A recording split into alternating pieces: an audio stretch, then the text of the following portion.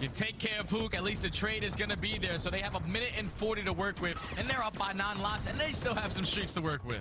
Yeah. So Rio, GG, wow. What? Dude, not losing gunfights. And Ursides, who had a great search and destroy, just cannot find a way to win a gunfight here in the control. There's really not much to say. 22 plays 13, minute 25 on the clock. More crews is going to get invested.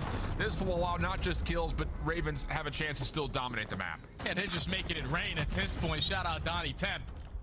As it's still 21 to 12 in lives remaining. You have a whole lot of time to work with. You saw Fellow trying to hit that deep route, trying to come up behind enemy lines, but his teammates are still finding kills around the map. Glacier with another 2. Last player up is going to be Hoop. Everyone else off the respawn. You're finally in a position to pause that game clock if you are Carolina. Defense still struggling to get out from these windows positions. Trophy systems are down, so the offense stays healthy through this incoming utility. Arcades Abuza working through mid-map. That will get 1 off the point. Second ticket to be contested, and hold on a second. 14 plays 7. Seattle now working their way into some defensive strongholds, and they will also deplete most of that second tick. Yeah, and I think if you are Carolina, though, with only a minute left, let's just slow the game down and play our trades. They only have 7 lives remaining. You turn it basically into TDM. TJ finds one onto Abuza. Now he pops that dead silence to work his way behind enemy lines, but RC is able to spot him as well. So it's still Seattle Surge holding on through the middle of the map. I know they only have 5 lives left. Not the best start to this round, but they still have an opportunity with 30 seconds left to try to stay alive here. The Ravens just need to play trades. This should not be an issue here for the Royal Ravens. Keyword should. We'll see what happens. 23 seconds. We'll put a little bit of pressure against the Ravens to make a move on towards the zone. Pinch is on the way over towards this A position. Abuza just trying to find kills around him, and now it's just the last couple of defenders. 3 playing up against 7, but the only player for Carolina that can actually get on the zone is Gwyn, and all the stun lands perfectly, allowing him the second kill. So he'll finesse his life a little while longer. Brezzy, the last hope, wins the gunfight, but he does immediately get traded. So more mixy than it maybe should have, considering the start for the Ravens. 3-0 the control, and Seattle, I mean, holy cow, we need to work on control a little bit more than this. Yeah, that's 2 respawns, but they have just been blown out of the water, man. Like, usually when you form a new roster, keep in mind, when you're sitting in practice, you're playing all the respawns before you're playing S&D. So this is where they need to be showing why they decided to put this team together. But so far, map number 1, you're losing by 100. You clutch up in the search and destroy, but in the high-rise control, you get absolutely steamrolled by one of the worst teams that we have in the mode. So obviously something is not clicking for Seattle Surge. We're probably gonna have to get rid of high-rise control going forward. But now your backs are against the wall, and then you're going into a hard point that you have yet to play as a roster. That might be a good thing, though. You haven't played it on Rio, and you can also allow someone else to pull out that 3rd SMG. So Abuza, Brezzy, and Hoop have to try to step up on that map number 4 to keep themselves alive, because the way that Carolina are playing, they're just so in sync right now when you talk about the respawn modes.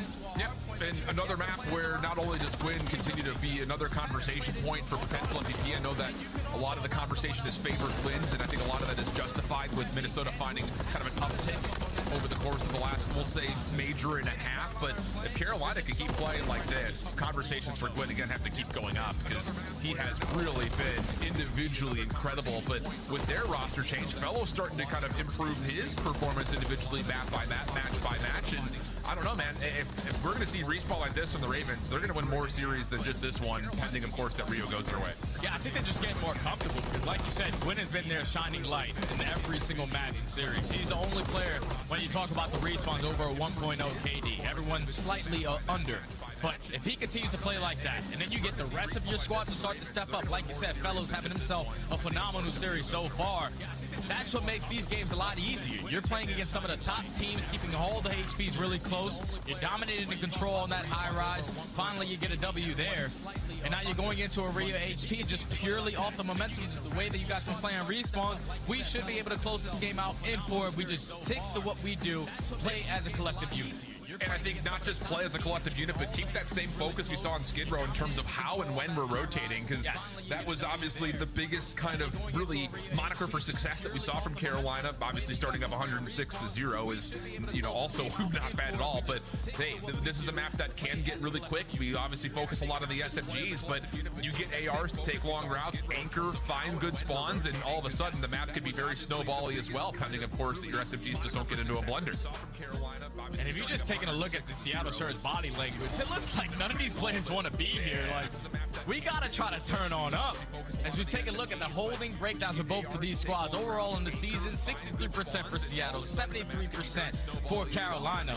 It's not really the best numbers, as you can tell, for Seattle. They have been dead last in that category. They can rotate early, but they cannot put themselves in the proper setup to get some much needed time. Same thing for Carolina, just slightly a little better. Sure.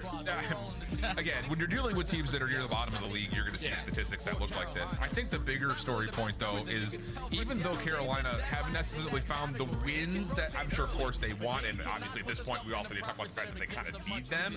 Hey, the thing about it is you've played some good teams pretty darn competitively, and there were definitely series in there, reverse sweep obviously being one of them, that you would look back and say, these are winnable series, that we could be 2-0 so far through the major, looking at possibly a third win here. So, yeah, I think that this is one of those moments where the Carolina can't pass to still believe in the process, because not only has the respawn looked good in this particular series, they've played some other opponents that are near the middle, top of the leaderboard, also really close, and that's got to be inspiring. Yeah, it's definitely inspiring because, like you said, you're playing some of the top teams very, very tight. So 1 to 2 changes in your gameplay, you can walk away with that W. Obviously, the series versus New York, you went up 2-0, and unfortunately, after the control, everything else was a smoke show.